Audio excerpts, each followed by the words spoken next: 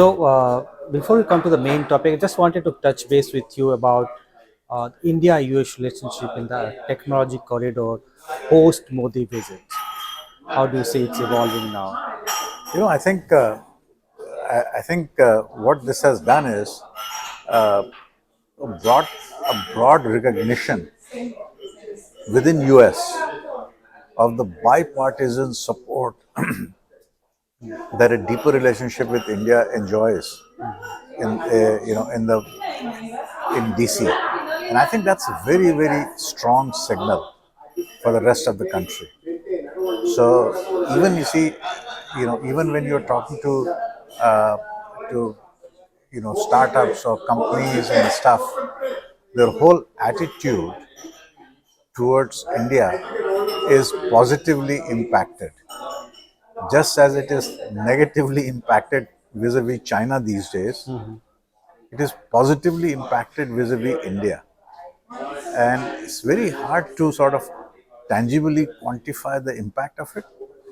But I think it's just yet another step towards building warmth and goodwill towards India.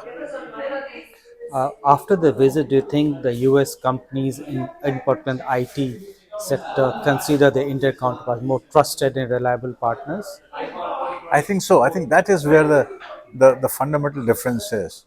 That even in sensitive technology areas, I think companies that have to make a trade-off today, are more favorably inclined towards India than they are towards China or even other countries in the neighborhood.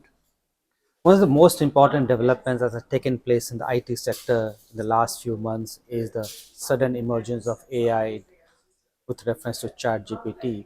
Uh, and in the last few weeks or month and a half, several global leaders are talking about regulations in the AI sector.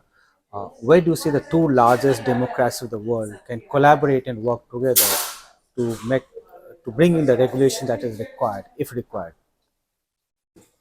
You know, AI is anytime some technology that is so disruptive comes on the scene, the instinct is you see, to fear the worst, and the instinct is that if you fear the worst, then you tend to regulate.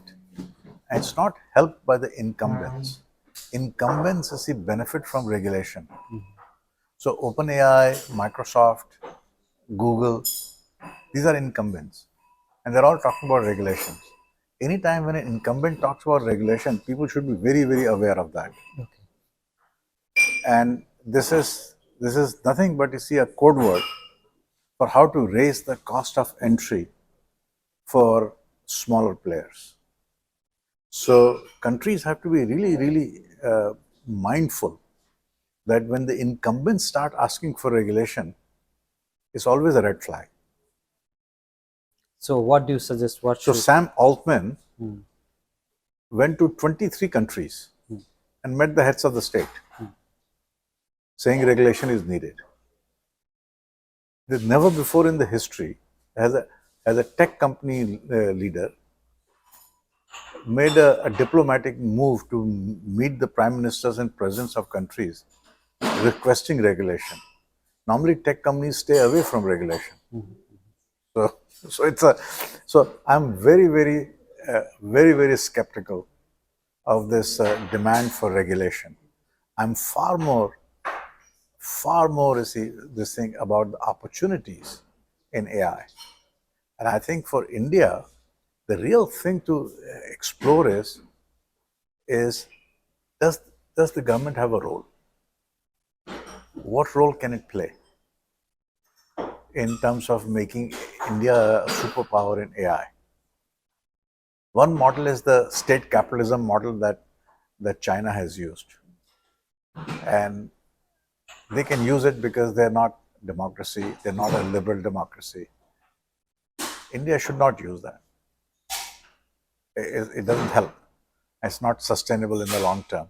But India has done something that no other country has been able to do, which is to create this digital public infrastructure, the so-called India stack. So the question that I'm really very seriously thinking these days is there an opportunity for something which is a public good, which is a that uh, that can be created in India to create the foundation so that the entrepreneurs can build on top of it. The biggest thing is foundation models, the ethics of that, the the sort of the boundaries of that. What kind of data is available? And I'm very seriously thinking about those issues right now. Whether the government, you see, could play a facilitator. I think it's very tempting, you see, to go down the regulation path. Uh, but I think if government has to focus on one thing, they should focus on creating a digital public infrastructure in AI. for AI in India. Do you have any plans to talk to the Indian government because you have been advising them on a lot of issues? Yeah, yeah. No, I'm very seriously thinking about taking some sort of a delegation of experts to India uh, to engage with just a sort of informal exchange of views and ideas and explore this thing.